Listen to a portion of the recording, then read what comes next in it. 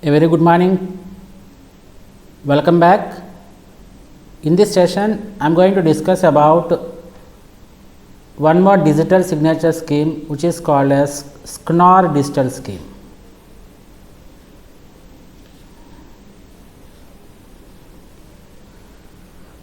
SCNOR digital signature scheme. In the last session, we have gone through the digital signature scheme which is ALGAML.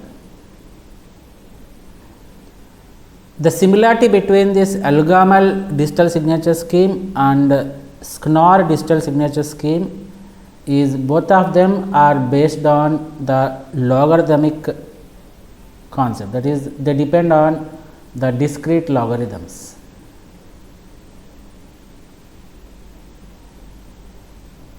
This is the similarity between the ALGAML and SCNOR. Let us discuss what are the differences between this ALGAML digital signature scheme and SCNOR digital signature scheme. The ALGAML digital signature scheme, it depends entirely on the message. So, it is message dependent. Whereas, if you consider this SCNOR digital scheme, it has some advantage over the ALGAML digital signature scheme. That is, this particular scheme, it minimizes the message dependency. It does not completely avoid the dependency on the message, but it minimizes the message dependency. What is the advantage we get if we minimize the message dependency? Means the computational complexity will be reduced, and whatever computations we need to perform, that will be all the computational features will be used to generate a signature. So, the minimization of the message dependency has effect on the amount of computation that is required. The computation that is required to generate the digital signature under this SCNOR digital scheme is somewhat less than the computations that are required for generating the digital signature using the ALGAML digital signature scheme.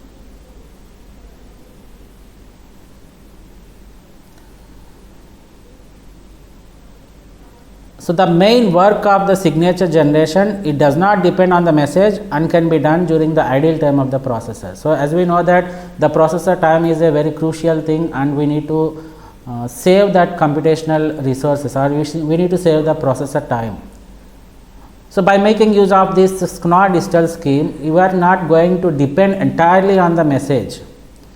So, you can make use of the processor time whenever the processor is idle for the generation of signatures. So, this is one of the very important advantage we have with this SCNOR digital signature scheme when compared to that of the ALGAML digital signature scheme. Now, let us see the process of generating and verifying the digital signatures under this SCNOR digital signature scheme. As we know that any digital signature scheme, they make use of the private and the public key. Yesterday also we have discussed in the previous session, the private and public keys of the sender will be used.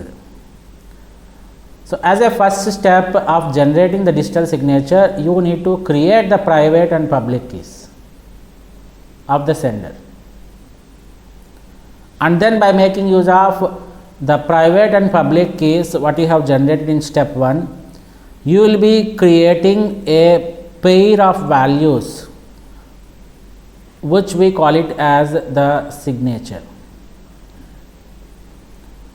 Once you create this signature, you append it to the message and you send it to the receiver. So, as step 3 is nothing but the verification process that is performed at the receiver part. So, this step is at the receiver, and these two steps are at the sender.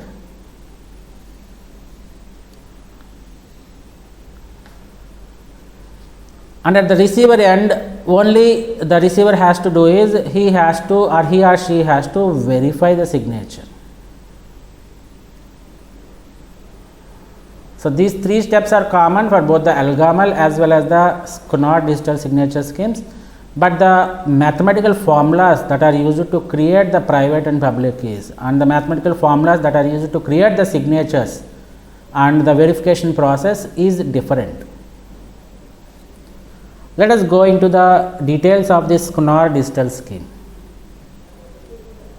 In the Elgamal digital scheme, we are going to concentrate on two global parameters. One is the q, which is a prime number, and another one is alpha, which is the primitive, one of the primitive root of q. In the similar manner, in the Schnorr digital signature scheme, you are going to take two prime numbers. One is p and another one is q.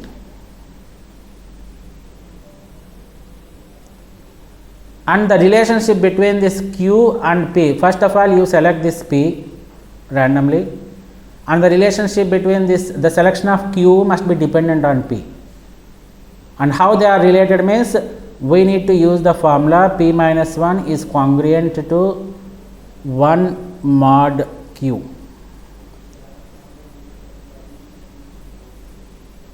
You have to select a value of q which satisfies this particular formula. So basically you start your selection of p and then you select a q such that it satisfies p minus 1 is congruent to mod q. In general, we are going to consider the value of p as 2 power 1024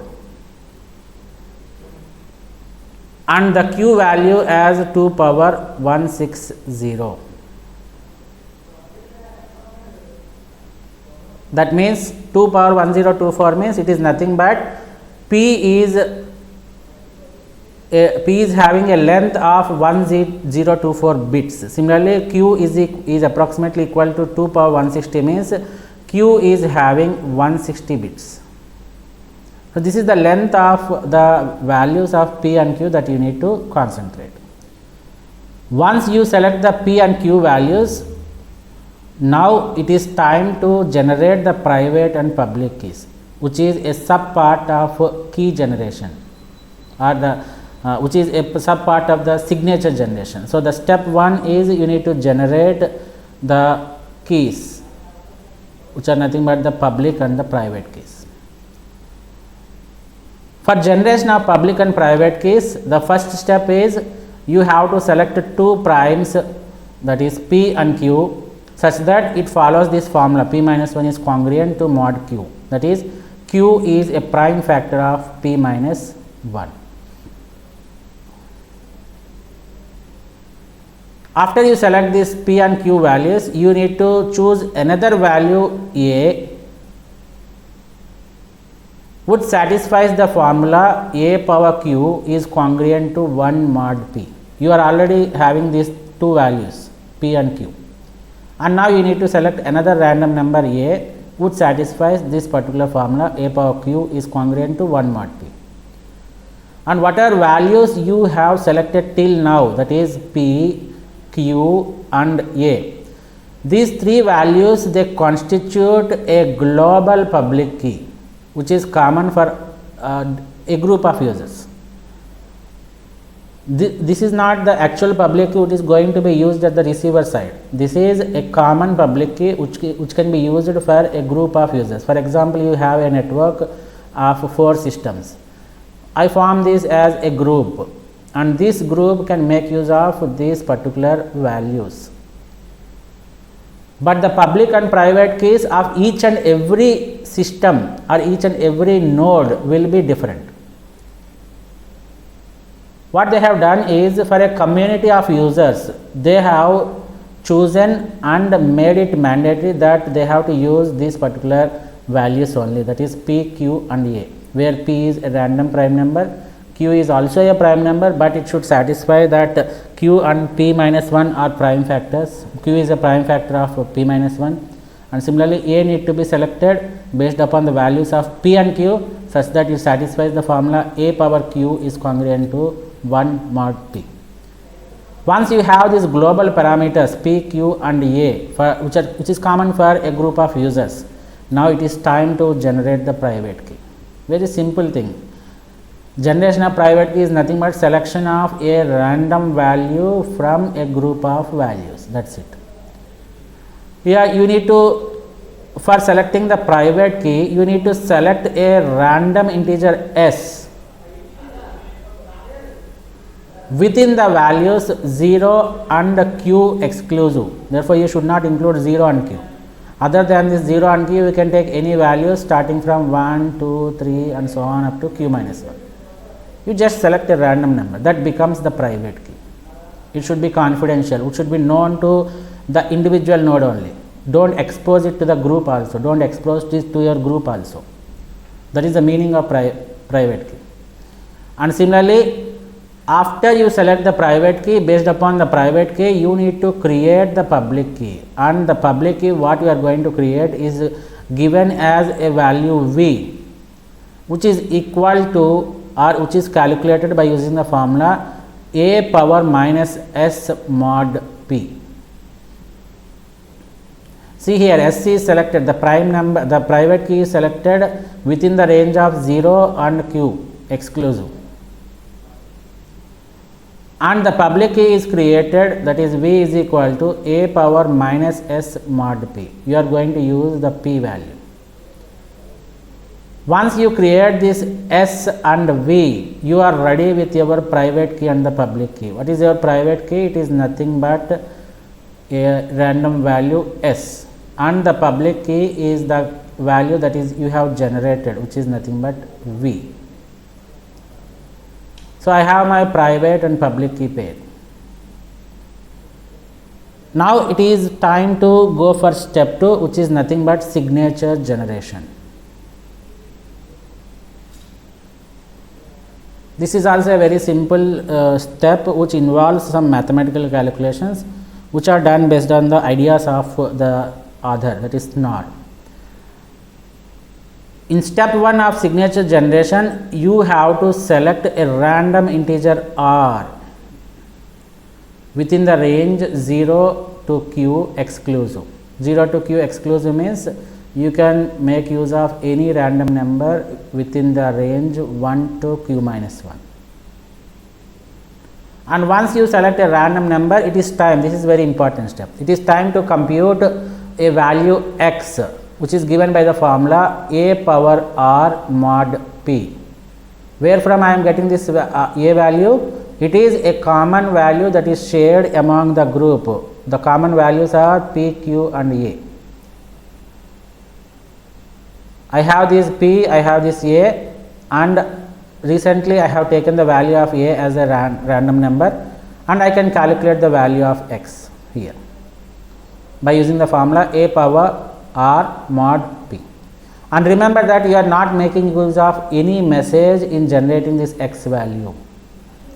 That is the reason why we say that the Knorr digital signature scheme is less dependent, or it minimizes the message dependency. For the calculation of x, which is which plays a very crucial role in the generation of the signature, we are not going to use the message. Therefore, the Knorr digital signature scheme is somewhat minimizing the dependency on the message. Therefore, this particular step is independent of the message M to be signed. And step 2 is you have to calculate a value of E, which is a part of the signature. How you are going to generate this E means, first of all, you have to concatenate the message which you are going to sign with the x value which you have computed in earlier step, that is step 1. Once you calculate the value of x with M, you apply the hash function on that concatenated message, and you will get some value which is called as E, which is called as hash value or message digest. So, this E is called as the hash value, and this is one of the variable of the signature. As I told that the signature consists of two parts. one of the part in the Schnorr digital scheme is E. And in the next step, what you are going to do is you need to compute a variable y, a value y, with the values of r, s, e and q. This is the formula, r plus s e mod q, where r is the value that is created here, and I know the value of e, which is generated, which is the hash value that is generated in step 2. I know the value of q. Why? Because I have a common group of parameters that is shared between the common users here. And what about s? This s is nothing but the private key. The private key which you have generated earlier. So here you are making use of the private key for generation of the signature. And if you have these values e and y, they both constitute, the pair of values e and y constitute the signature. This is how the signature is generated at the sender side. Now this particular message along with the signature that is enclosed within the message is sent to the receiver, and at the receiver has to verify the signature. Signature verification is also important. At the receiver side, what the receiver will do is he will compute a value x dash by using this formula a power y, v power e mod p. What is this a? This a is a global parameter from this particular group pqa. Okay, I have this value of a. What is the value of v? V is again the public key. You can understand here that you are going to use the public key of the sender for signature verification. And the value of y and e, you know the value of e, which you are getting it from the message, which is nothing but the hash value, this one, signature pair. And y is another value inside the signature pair, and I know the value of p from this one. After calculating the value of x dash, now you have to calculate the hash value of the x dash concatenated with the original message.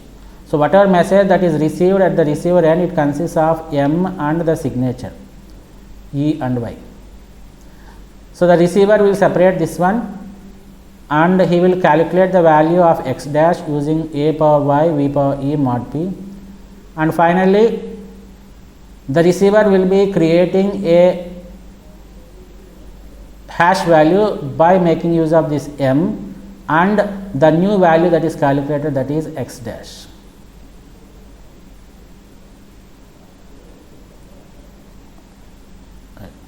So if this value e is equal to the hash value e that is generated, that is if h m concatenated with x dash is equal to h concatenated with h of m concatenated with x, then we say that the signature is valid. If these values are not equal, then we say that the signature is not valid. So that's all about the 3 steps that are required for the Schnorr digital signature scheme. Let us have a quick recap of what we have discussed in today's session. We started our discussion with the Schnorr digital scheme. We compared the Schnorr digital scheme with the Algol digital signature scheme. The common point between these two signature schemes is the discrete algorithms. They are going to use the discrete logarithms, not algorithms, sorry. And the difference between the Schnorr and Algol, we can say that this is one of the advantages we have with the Schnorr, is that it minimizes the message dependency. When we minimize the message dependency, you are going to use less computations when compared to that of the other schemes. So the Schnorr digital scheme will work with less computations when compared to that of Algol. And coming to the key generation, as the first step, which is nothing but the private and public key generations, you have to select two prime numbers, which is p and q, P is selected in random and Q is selected by following the formula that Q should be the prime factor of P minus 1. And these are the some of the formulas or the restrictions we need to follow to take the values of P and Q. Once you have this P and Q, you need to generate the value of A, which is given by A power Q is congruent to 1 mod P. And these three values P, Q and A form the global public key that is common for the group of users. Now it is time to select the private key. You select a random number in between this 0 and Q exclusive, which is called as S, and that is called as the private key. And then you calculate the value of V by making use of the private key, that is A power minus S mod P. This is called the public key. So we have the private key as S and public key as V. And coming to the signature generation, you need to select a random number R from 0 to Q exclusive, and you need to calculate the value of X, which is given by X is equal to A power R mod P. This is the step where it is independent of the message, so less computations are done. And next you calculate the hash value, that means you apply the hash value for the message concatenated with the X value which we have calculated earlier. And then you compute the value of Y by using the formula R plus SC mod Q. The entire pair E comma Y becomes the signature, and this is sent to the receiver, and at the receiver end, the first step the receiver has to perform is he has to calculate the value of X dash by using the formula A power Y V power E mod P, where V is the public key of the sender, and then he will calculate the value of the hash E, that is by making use of the M concatenated with X dash. If this E is equal to the E which has been received, then it is both the values or the signature is valid, otherwise the signature is not valid. So this is all about the SNOT digital signature scheme, and this is end of today's session. Thank you one and all.